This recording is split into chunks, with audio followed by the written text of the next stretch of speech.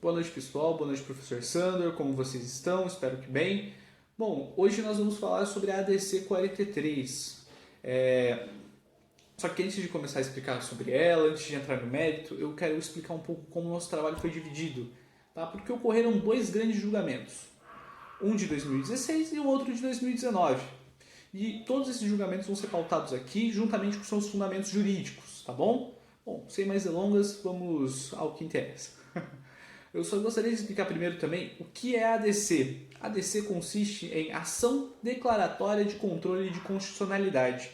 Ou seja, ela vai decidir se alguma norma, se algum artigo é constitucional ou não. Nesse caso, o artigo 283 do Código de Processo Penal. O Código de Processo Penal, se eu não me engano, é a Lei 12.403, eu acho que é isso. Essa redação foi dada em acho que 4 de maio de 2011, se não me falha a memória, tá? Bom, é uma redação até nova, não é tão antiga. Bom, o que essa redação fala? Fala da prisão em segunda instância, justamente. Fala que ninguém pode ser preso, se não em flagrante delito, sem ter a sentença condenatória transitada em julgado. É justamente isso. Esse artigo ele é respaldado na Constituição Federal, no seu artigo 5º, inciso 57, que fala justamente isso, que ninguém pode ser preso senão antes a certidão condenatória transitada em julgado. Bom, como esse litígio se instaurou? Ele começou em 2016, quando o STF foi julgar um habeas corpus sob número 126.292 de São Paulo. E aí, sem mesmo ouvir, sem mesmo ter a sustentação oral do réu, o STF decidiu sobre a prisão em segunda instância, prendeu o réu, né? E isso causou um abalo na sociedade jurídica, na comunidade jurídica por um todo quase. No entanto, algumas opiniões foram muito favoráveis. A opinião da grande mídia, por exemplo, porque o STF se viu como um grande combatente da corrupção brasileira, tendo visto que o sistema jurídico na época e até hoje em dia está um pouco abalado. E aí o STF foi visto como um salvador nessa época, porque estava combatendo a corrupção.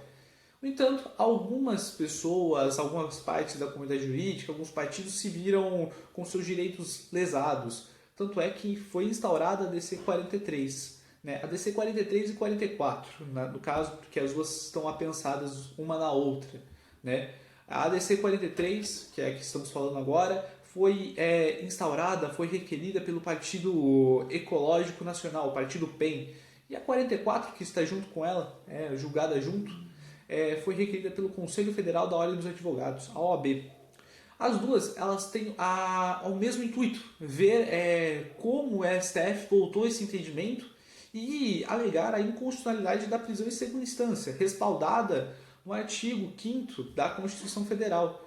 Ou seja, eles querem provar que a prisão em segunda instância é inconstitucional por si só, tendo em vista a própria Constituição Federal. Bom, agora eu vou falar um pouco, sem entrar muito no mérito, dos julgamentos. Houve dois julgamentos, um em 2016, que foi o mesmo entendimento do habeas corpus, né? E outro em 2019. Só que no meio disso tudo, a prisão em segunda instância ficou muito famosa. Por quê? Porque houve a prisão do ex-presidente Lula.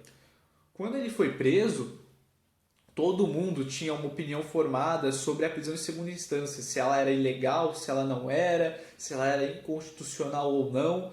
Os debates acarretaram em todas as faculdades, até nas padarias, por exemplo, você não podia sair que tinha uma pessoa falando sobre isso, né? Então, todo mundo já tinha uma opinião formada sobre isso, né? E isso começou a se aglomerar por causa dos jornais, por causa das eleições presidenciais de 2018 que vieram com fortes críticas e com fortes opiniões, ou seja, virou uma guerra de opiniões sobre esse tema. Né? E porque também começou a juntar partidos, tanto é que a prisão em segunda instância é fortemente ligada com a imagem do ex-presidente Lula. Né? Eu, por exemplo, achava que a prisão em segunda instância tinha como requerente o PT, agora sei que não é. É umas curiosidades que a gente vai descobrindo ao decorrer do trabalho. Bom, sem mais delongas, vamos já nos caminhando para o fim. A prisão em segunda instância foi julgada no ano de 2019, né? E o seu entendimento mudou completamente, coisa que vai ser já explicada aqui na frente. Bom, minha parte vai se encaminhando ao fim. Boa noite a todos. Agora eu vou deixar a palavra com os meus colegas. Boa noite, classe. Boa noite, professor. Espero que vocês estejam todos bem. Bom, o assunto que eu vou dar continuidade é sobre a DC número 43, que, como o João já disse, é um tema bastante polêmico e que gera muita repercussão e que tem como finalidade a prisão após o trânsito em julgado. Em relação a esse tema, o STF já mudou seu entendimento 2 vezes. A primeira decisão ocorreu em 2016 e a segunda em 2019. Bom, o que eu vou retratar hoje com vocês é sobre a decisão que ocorreu em 2016 e eu também vou falar sobre um caso que foi julgado em 2009 relacionado a este tema. Bom, em relação ao caso julgado em 2009, a Constituição de 1988 até 2009 nunca tinha sido provocada a analisar um trecho do artigo 5º, inciso 57 da Constituição, que diz que ninguém será considerado culpado até o trânsito em julgado da sentença penal condenatória.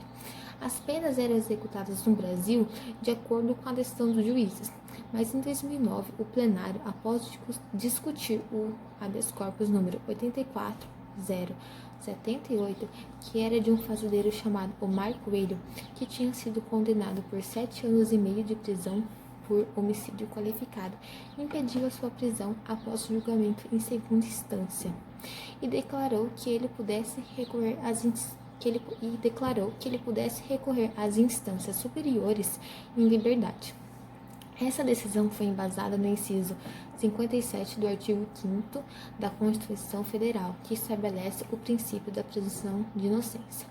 Bom, mas isso não quer dizer que o réu não pode ser preso em momento nenhum até o seu trânsito em julgado. Sim, o réu pode ser preso antes do seu trânsito em julgado, desde que ele seja preso em flagrante delito, que ele tenha uma ordem de prisão escrita e fundamentada, ou ele pode ter sua prisão preventiva declarada, segundo o artigo 312 do Código Penal. Bom, agora em relação à mudança de entendimento que o STF teve em 2016. Após o Supremo Tribunal Federal julgar o habeas corpus número 126.292 em 17 de fevereiro de 2016, promoveu uma mudança na sua jurisprudência e decidiu que um réu condenado em segunda instância poderia cumprir imediatamente a pena, ou seja, cumprir sua pena antes do trânsito em julgado. Porém, essa decisão foi declarada para um réu específico. Isso acabou gerando muitos mandados de prisão no país inteiro, até que a OAB entrou com um pedido para que o STF voltasse a discutir sobre o assunto, se afinal a prisão em segunda instância era constitucional ou inconstitucional. Até que em outubro de 2016, a prisão em segunda instância foi declarada constitucional. Os ministros mais uma vez se reuniram para julgar o tema e por 6 votos a 5 reafirmaram que o entendimento de que o inciso 57 do artigo 5º da Constituição Federal, que diz que ninguém será considerado culpado até o trânsito em julgado da sentença penal condenatória, não impede o início da execução da pena após a condenação em segunda instância. O entendimento foi que nessa fase, como o mérito da condenação já tinha sido julgado 2 vezes, o princípio da presunção de inocência não foi ferido. Boa noite a todos, meu nome é Vinícius, espero que todos vocês estejam bem. Hoje eu vou estar falando um pouco sobre a DC 43, dando continuidade aí à fala dos meus amigos. Conforme a DC 43 nos diz que a execução provisória de acórdão penal condenatório, proferido em grau de apelação, ainda que sujeita a recurso especial ou extraordinário, não compromete um princípio constitucional da presunção de inocência afirmado pelo artigo 5º da Constituição Federal. E não existe antinomia entre a especial regra que confere eficácia imediata dos acórdãos somente atacáveis pela via dos recursos excepcionais e a disposição geral que existe o trânsito em julgado como pressuposto. Para a produção de efeitos da prisão decorrente de sentença condenatória, a que alude o artigo 283 do CPP, o retorno à compreensão emanada anteriormente pelo Supremo Tribunal Federal, no sentido de conferir efeito paralisante absolutamente todas as decisões colegiadas prolatadas em segundo grau de jurisdição, investindo os tribunais superiores em terceiro e quarto graus. Revela-se inapropriado com as competências atribuídas constitucionalmente às cortes da cúpula. Segundo o relator ministro Marco Aurélio, o ministro afirmou que viu com surpresa que o requerente da DC 43, que a AGU, nessa mudança de ares, abandonou-se os contornos republicanos, talvez abandonando-se até os contornos democráticos, que pelo artigo 103, inciso 3º da Constituição Federal, tem atribuição única e específica de curadora da lei no processo objetivo. Palavras do ministro Marco Aurélio. Após pronunciar-se, veio por escrito no processo mudar de entendimento. Por fim, lembrou-se da possibilidade da questão de ordem discutida antes do início do seu voto, a qual poderia obstaculizar o julgamento definitivo das ações, e criticou: talvez já não se tenha nem mesmo presidente. Talvez nem se tenha mesmo presidente, com o princípio básico da administração pública, a impessoalidade. Asseverou que o dispositivo da Constituição Federal não abre campo para controvérsias semânticas. A Constituição de 88 consagrou a excepcionalidade da custódia no sistema penal brasileiro, sobretudo no tocante à liberdade, anterior ao trânsito em julgado de decisão condenatória. A regra é: não vivemos tempos estranhos.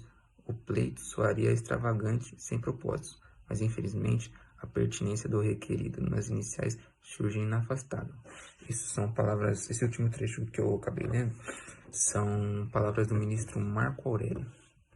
Boa noite, professor. Boa noite, pessoal. Bom, hoje eu também vim dar continuidade ao assunto referente à ADC 43, que trata da constitucionalidade das prisões dos condenados em segunda instância. Como a Jamie já trouxe, esse assunto ele passou por diversas decisões e diversos entendimentos ao longo dos anos. E eu vim trazer a decisão mais recente do STF, que ocorreu em 2019. Em outubro e novembro de 2019, o STF analisou 3 ações declaratórias de constitucionalidade que pediam a revisão das decisões dadas em 2016 e que também discutia o alcance da norma constitucional de presunção de inocência. A presunção de inocência está prevista no artigo 5º da Constituição Federal, em seu inciso 57, e diz que ninguém será considerado culpado até o trânsito em julgado de sentença penal condenatória, sendo esse o principal argumento contra a prisão em segunda instância. O Supremo Tribunal Federal julgou procedente os pedidos e decidiu contra a possibilidade de prisão em segunda instância por 6 votos a 5, onde os votos contra foram dados pelos ministros Marco Aurélio Mello, Ricardo Lewandowski, Rosa Weber, Gilmar Mendes, Celso de Mello e Dias Toffoli, e os votos a favor dados pelos ministros Alexandre de Moraes, Edson Fachin, Luiz Roberto Barroso, Luiz Fux e Carmen Lúcia, retornando ao entendimento anterior, onde a prisão só pode ocorrer após o trânsito em julgado da sentença condenatória. Vale ressaltar que a Advocacia Geral da União e a Procuradoria-Geral da República defendem a constitucionalidade das prisões após as condenações em segunda instância. Um ponto importante é que a decisão do STF não implica na soltura automática dos presos em segunda instância, dependendo dos pedidos das defesas ou de solicitações do Ministério Público aos juízes de execução penal. A decisão também não impede que os presos considerados perigosos ou que ofereçam qualquer risco para a sociedade tenham suas prisões cautelares decretadas. Um dado importante também é que o Conselho Nacional de Justiça estima que há 4.895 presos que podem ser afetados pela decisão. Boa noite, professor. Boa noite, colegas de classe. Como foi dito anteriormente na nossa apresentação pelos meus outros parceiros de grupo, a gente está falando sobre prisão em segunda instância. Eu vou falar um pouco agora sobre a votação de 2019, que foi dada em novembro de 2019. Eu quero dizer que foi uma decisão muito complicada, porque tem uma repercussão enorme. E se teve mais, abriu de novo essa pauta por conta da prisão do ex-presidente Lula. Então acabou dando uma repercussão grande, a gente pode falar assim, porque quando olha uma votação tem que todos os 11 ministros votarem. E já teve uma votação em 2016, como o parceiro do meu grupo disse anteriormente. Essa votação de 2016 já tinha dado um resultado a favor, a prisão em segunda instância, e agora abriram de novo a pauta. E em 2019 teve essa outra votação que foi dada como contra, porque 6 ministros votou contra e 5 a favor. Desses 6 ministros que votou contra, a gente tem o ministro Marco Aurélio, a ministra Rosa Weber, o outro ministro Ricardo Lewandowski, o ministro mais conhecido assim, por que ele teve essa mudança de voto, né? Ele alega que é por conta do desvirtuamento das instâncias ordinárias, que passaram a perpetrar em relação às decisões do STF. Então, tendo essa mudança de voto, ele tem essa tal forma de pensar. E a maioria, todos praticamente, desses 6 ministros que votaram contra, eles usam muito o princípio da presunção de inocência, acreditando que a prisão em segunda instância não se tem necessidade mais. Essa votação, como eu disse, ela teve essa repercussão por conta do presidente Lula. Se ele ia ou não ser preso, se ele não ter prisão em segunda instância, e acabou tendo essa repercussão total. Sendo 11 ministros na casa, 6 votando contra, então logicamente 5 votaram a favor.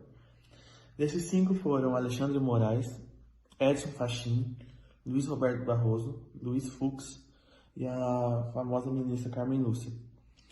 A Carmen Lúcia ela alega que a eficácia do direito penal é necessária e por isso que tem que ter prisão em segunda instância, porque o povo tem que acreditar na eficácia. Se não tiver eficácia, como que vai confiar na votação e no nosso governo? Ela acha que a gente tem que acreditar na impunidade do réu. É necessária e por isso que tem que ter prisão em segunda instância, porque o povo tem que acreditar na eficácia. Se não tiver eficácia, como que vai confiar na votação e no nosso governo? Ela acha que a gente tem que acreditar na impunidade do réu, chegando a ter essa confiança. Podemos declarar que, assim, por ter essa votação contra, acaba prejudicando bastante a Operação Lava Jato, que a Operação Lava Jato usa isso como um combate à criminalidade, à corrupção, que é a principal pauta, né? Quando tem essa votação, tem essa repercussão total e acaba tendo essa disputa de quem está certo, quem está errado, o que está certo, o que está errado. Só podemos concluir que em 2019 foi concluído que a prisão de segunda instância não existe mais, já que em 2016 teve a maioria a favor, foi decretado. Com 2019 tendo essa votação de 6 a 5, conclui-se que não existe mais a prisão em segunda instância. Felizmente ou infelizmente. Aí tem muito de ser discutido. Tem pessoas que são a favor e tem pessoas que são contra. Nesse trabalho tivemos umas problemáticas interessantes sobre a ineficácia do sistema jurídico e a diversidade de opinião. Como lá na votação dos ministros, teve pessoas que foram a favor e teve pessoas que foram contra. E as pessoas que foram a favor, elas concordam com a votação de 2016, que deu que a prisão em segunda instância é o correto. Todo mundo que acredita que a prisão em segunda instância é o correto utiliza as mesmas coisas que os ministros, o combate à corrupção, que com o tempo fica clara a culpabilidade do réu, assim concordando com 2016. Com o acórdão de 2016. E quem concordou com o de 2019, que são contra a prisão em segunda instância, acredita que o réu só pode ser preso após trânsito em julgado. Foi um tema bem complexo, um tema assim que não dá para saber quem está certo e quem está errado. Que abre muita discussão, abre muita divergência de opinião. No nosso trabalho, no nosso grupo, a maioria foi a favor da prisão em segunda instância. E só que não quer dizer que a maioria está correta. Só que quer dizer que a maioria é o que vai prevalecer. Então, todo mundo no grupo procurou achar o fundamento e dizer que é um tema muito interessante e que a divergência de opinião é muito grande. Igual eu tinha dito anterior, tem pessoas que mudam seus votos, que usam um fundamento, e buscamos trazer uma apresentação sólida e bem certa do que falamos. Agradeço desde já, espero que conseguimos que a gente tenha conseguido apresentar um ótimo trabalho a vocês. Boa noite.